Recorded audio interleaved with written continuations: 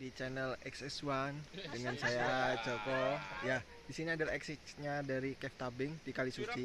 Ya, kalian bisa lihat sih. Lihatin dong mas, yang ada ke bawah. Tuh.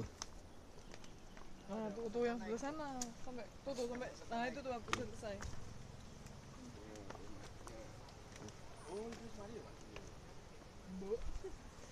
Jadi bisa dilihat itu nanti kalian kalau sudah Cave Tabing naiknya ke sini ya tangganya ya. Kurang lebih derajatnya 40 derajat.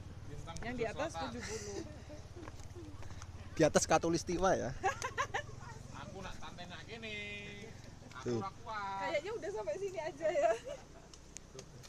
Jadi saya diingatkan lagi bagi teman-teman yang mau cave tabing, dibutuhkan tenaga ekstra, kemudian penyakit-penyakit yang nggak bisa diikuti kalau misalnya punya asma, alergi dingin, kayan, terus dan penyakit lainnya yang kiranya mengganggu kondisi fisik ya, jangan ikut.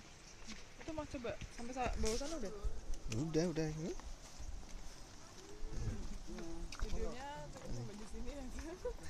Karena channel XS1 tidak ada sinyal di bawah.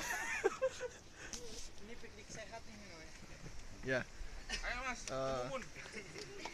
Cemumun. Channelnya udah sampai sini dulu ya. Nanti kita lanjut di berikutnya ya, di bawah ya. Oke, dadah. Kembali lagi.